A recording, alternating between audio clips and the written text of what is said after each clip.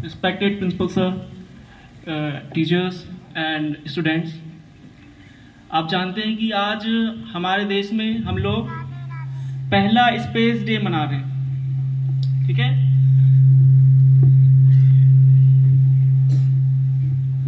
ये हमारे देश का सबसे पहला स्पेस डे है।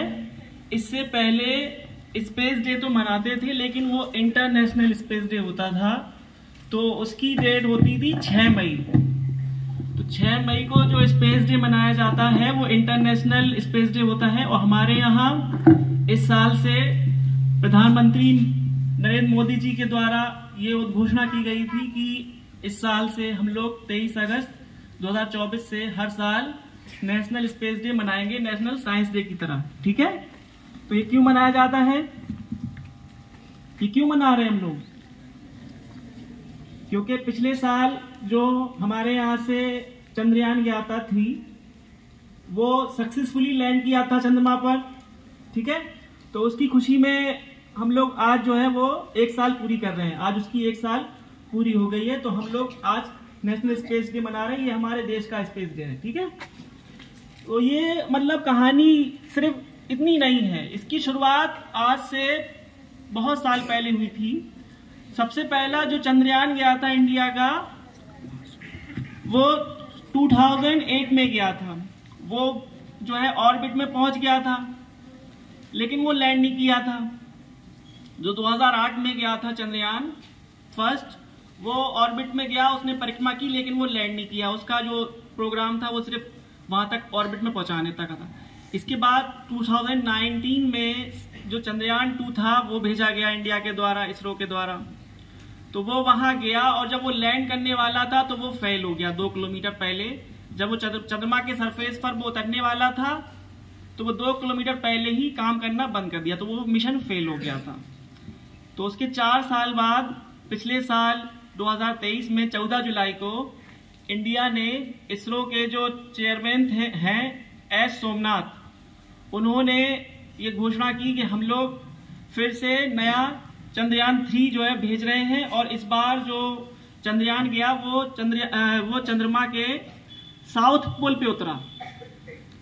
जो इससे पहले जो भी मतलब चंद्रयान गए, किसी और कंट्री ने जो भेजे थे या इंडिया ने जो भेजे, वो सिर्फ किसी भी जगह उतर जाते थे। लेकिन यहाँ जो भेजा गया था उसका उद्देश्य ये था कि हमें साउथ पोल पे ही उतारना है, कहीं और नहीं। तो इसमें जो ट्रिक इस्तेमाल की थी, साइंटिफिक प्रिंसिपल, वो केपलर का लॉ, केपलर के लॉ 9th क्लास में पढ़े हैं, 11th में भी है और 9th में भी है।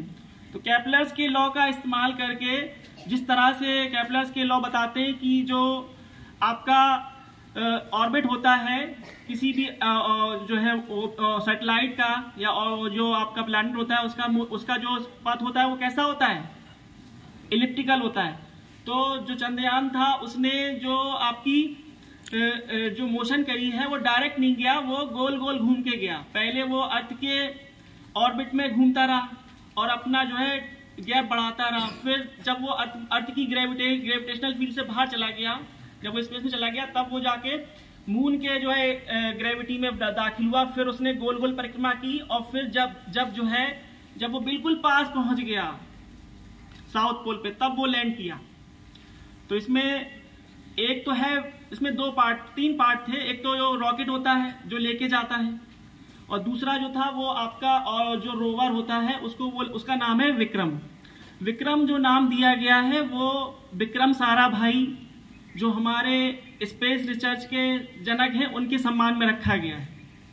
जितने भी रोवर्स जिनका नाम विक्रम होता है वो विक्रम साराभाई के सम्मान में रखा जाता है उसका नाम। और जो लैंड किया, जो व्हीकल था, जिसने जो है पता किया जाकर के वहां पे कि चंद्रमा के साउथ पोल पे आइस है या नहीं, या जो खनिज वगैरह होते हैं, जो भेजा गया था उसका एम था कि चंद्रमा के साउथ पोल पे में ये पता करना है कि वहां पे बर्फ है या जो खनिज पदार्थ है वो है या नहीं। तो इसको पता करने के लिए भेजा गया वहां पे, ठीक है। तो उसका नाम है प्रज्ञान। जो रोबोट है उसका नाम है प्रज्ञान, और जिसने उतारा रोवर ने, उसका नाम क्या है, विक्रम। तो इस साल जो पहला आपका नेशनल स्पेस